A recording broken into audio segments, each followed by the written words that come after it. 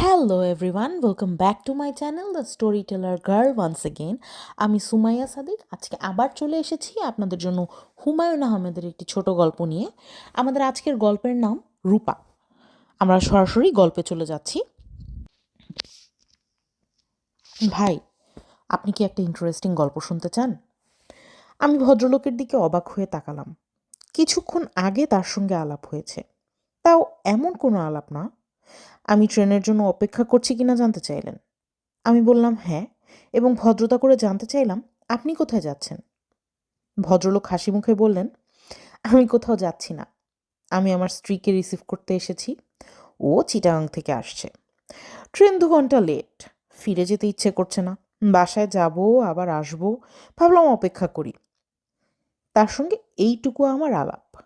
এই আলাপের সূত্র ধরে কেউ যখন বলে, ভাই আপনি কি একটা ইন্টারেস্টিং গল্প শুনতে চান, তখন খানিকটা হলেও বিস্মিত হতে হয়। অপরিচিত লোকের কাছ থেকে গল্প শোনার আগ্রহ আমার কম। তাছাড়া আমি আমার দীর্ঘদিনের অভিজ্ঞতায় লক্ষ্য করেছি, ইন্টারেস্টিং গল্প বলে যে গল্প শুরু হয়, সে গল্প কখনোই ইন্টারেস্টিং হয় না। আমি কিছু না বলে চুপ করে রইলাম। ভদ্রলোক বুদ্ধিমান হলে আমার চুপ করে থাকার অর্থ বুঝতে পারতেন। বুদ্ধিমান না হলে এই গল্প আমার শুনতেই হবে। দেখা গেল ভদ্রলোক মোটেই বুদ্ধিমান নন। পকেট থেকে পানের কোটা বের করে পান সাজাতে সাজাতে গল্প শুরু করলেন। আপনি নিশ্চয়ই খুব বিরক্ত হয়ে আমার কথা শুনছেন। নিতান্তই অপরিচিত একজন মানুষ হড়হড় করে গল্প বলা শুরু করেছে, বিরক্ত হবারই কথা। কিন্তু সমস্যাটা কি জানেন? আজ আমার একটা বিশেষ দিন। এই বিশেষ দিনে আমার মজার গল্পটা কাউকে না কাউকে বলতে ইচ্ছে করে। যদি অনুমতি দেন গল্পটা বলি। বলুন। আপনি কি পান খান? জি না। একটা খেয়ে দেখুন, মিষ্টি পান, খারাপ লাগবে না। আপনি কি বিশেষ দিনে গল্পের সঙ্গে সঙ্গে সবাইকে পানও খাওয়ান? ভদ্রলোক হেসে ফেললেন, আন্তরিক ভঙ্গিতেই হাসলেন। ভদ্রলোকের বয়স 40-এর মতো হবে। অত্যন্ত সুপুরুষ। ধবধবে সাদা পায়জামা পাঞ্জাবিতে তাকে চমৎকার মানিয়েছে। মনে হচ্ছে তিনি স্ত্রীর জন্য খুব সেজেগুজেই এসেছেন। প্রায় 20 বছর আগের কথা। আমি তখন ঢাকা বিশ্ববিদ্যালয়ে অনার্স করছি, পদার্থবিদ্যায়। এখানে অন্ধকার বলে আপনি হয়তো আমাকে পরিষ্কার দেখতে পাচ্ছেন না। আলো থাকলে বুঝতেন আমি বেশ সুপুরুষ। 20 বছর আগে দেখতে রাজপুত্রের মতো ছিলাম। ছাত্রমহলে আমার একটা নাম ছিল, দ্য প্রিন্স। মজার ব্যাপার হচ্ছে, মেয়ে মহলে আমার কোনো পাত্তা ছিল না। আপনি ব্যাপারটা লক্ষ্য করেছেন কিনা জানি না, পুরুষদের রূপের প্রতি মেয়েরা কখনো আকৃষ্ট হয় না। পুরুষদের সব কিছুই তাদের চোখে পড়ে, রূপ চোখে পড়ে না। বিশ্ববিদ্যালয় জীবনে কোনো মেয়ে আমার সাথে ভাব করার জন্য কিংবা কথা বলার জন্য এগিয়ে আসেনি। আমিও নিজে থেকে এগিয়ে যাইনি, কারণ আমার তোতলামি আছে, কথা আটকে যায়। আমি ভদ্রলোককে থামিয়ে দিয়ে বললাম, আমি তো কোনো তোতলামি দেখছি না, আপনি চমৎকার কথা বলে যাচ্ছেন। বিয়ের পর আমার তোতলামি সেরে যায়। বিয়ের আগে প্রচণ্ড রকম ছিল। অনেক চিকিৎসাও করেছি। মার্বেল মুখে নিয়ে কথা বলার থেকে শুরু করে হোমিওপ্যাথি ওষুধ, পীর সাহেবের তাবিজ, কিছুই বাদ দেই নাই। যাই হোক, গল্পে ফিরে যাই। আমার সাবসিডিয়ারি ছিল ম্যাথ এবং কেমিস্ট্রি। কেমিস্ট্রি সাবসিডিয়ারিতে একটা মেয়েকে দেখে আমার দম বন্ধ হয়ে যাবার মতো অবস্থা হলো। কি মিষ্টি চেহারা, দীর্ঘ পল্লব, ছায়াময় চোখ। সেই চোখ সব সময় হাসছে। ভাই, আপনি কি কখনো প্রেমে পড়েছেন? জি না। প্রেমে না পড়লে আমার সেই সময়কার মানসিকতা আপনাকে বোঝাতে পারবো না। আমি প্রথম দিন মেয়েটিকে দেখেই পুরোপুরি অসুস্থ হয়ে পড়লাম। সারা রাত ঘুম হলো না। প্রচণ্ড পানির পিপাসায় একটু পরপর গলা শুকিয়ে যায়। পানি খাই আর মহসিন হলের বারান্দায় হাঁটাহাঁটি করি। সপ্তাহে আমাদের 2টা মাত্র সাবসিডিয়ারি ক্লাস। রাগে দুঃখে আমার কাঁদতে ইচ্ছে করে। প্রতিদিন একটা করে সাবসিডিয়ারি ক্লাস থাকলে কি ক্ষতি হতো? সপ্তাহে 2টা ক্লাস মানে 50 মিনিট করে 100 মিনিট। এই 100 মিনিট চোখের পলকে শেষ হয়ে যায়। তাছাড়া মেয়েটা খুব ক্লাস ফাঁকি দেয়। এমন হয়েছে সে পরপর 2 সপ্তাহ কোনো ক্লাস করলো না। তখন আমার ইচ্ছা করে লাফ দিয়ে মহসিন হলের ছাদ থেকে নিচে পড়ে সমস্ত জ্বালা যন্ত্রণার অবসান ঘটাই। সে কি ভয়াবহ কষ্ট আপনি বুঝবেন না, কারণ আপনি কখনো প্রেমে পড়েননি। মেয়েটার নাম তো বললেন না। তার নাম কি? তার নাম রূপা। সে সময়ে আমি অবশ্যই তার নাম জানতাম না। নাম কেন, কিছুই জানতাম না। কোন ডিপার্টমেন্টের ছাত্রী তাও জানতাম না। শুধু জানতাম তার সাবসিডিয়ারিতে ম্যাথ আছে এবং সে কালো রঙের একটা মরিস মাইনর গাড়িতে করে আসে। গাড়ির নম্বর ভ 8781। আপনি তার সম্পর্কে কোনো রকম খোঁজ নেননি? না, খোঁজ নেইনি। কারণ আমার সবসময় ভয় হতো খোঁজ নিতে গেলেই জানবো মেয়েটি হয়তো বা কারোর সঙ্গে ভাব আছে। একদিনের একটা ঘটনা বললেই আপনি বুঝতে পারবেন। সাবসিডিয়ারি ক্লাস শেষে হঠাৎ লক্ষ্য করলাম মেয়েটা হেসে হেসে একটা ছেলের সঙ্গে গল্প করছে। আমার সমস্ত শরীর কাঁপতে লাগলো। মনে হলো আমি অজ্ঞান হয়ে পড়ে যাব। ক্লাস বাদ দিয়ে হলে এলাম এবং কিছুক্ষণের মধ্যেই সমস্ত শরীর কাঁপিয়ে আমার জ্বর এসে গেল। আশ্চর্য তো! আশ্চর্য তো বটেই। পুরো 2 বছর আমার এভাবেই কাটলো। পড়াশোনা মাথায় উঠল। তারপর একদিন অসীম সাহসের কাজ করে ফেললাম। মরিস মাইনর গাড়ির ড্রাইভারের কাছ থেকে বাড়ির ঠিকানা জেনে নিলাম।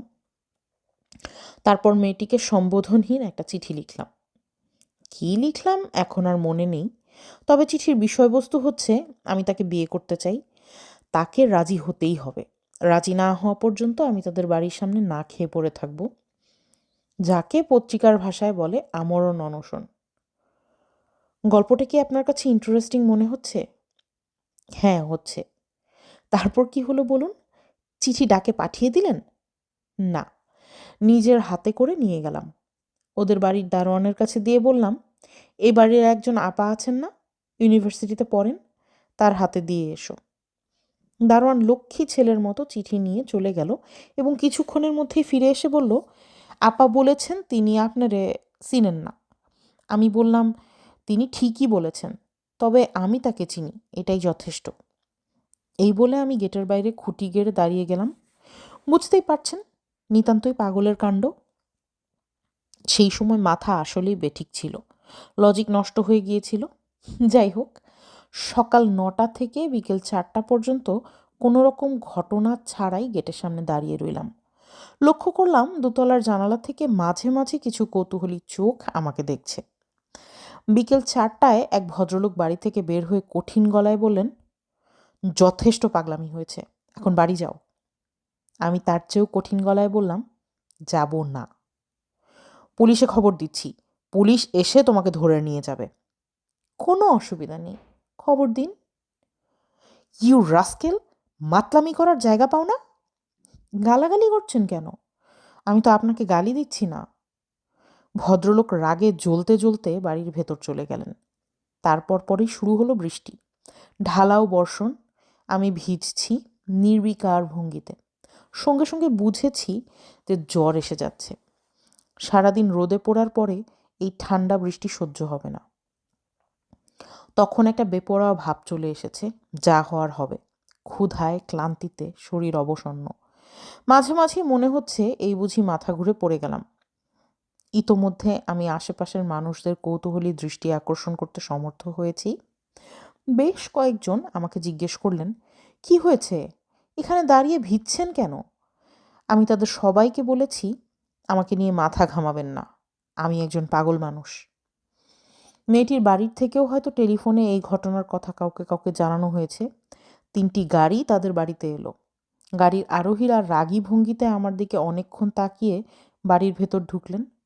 রাত 9টা বাজলো, বৃষ্টি এক মুহূর্তের জন্যও থামল না।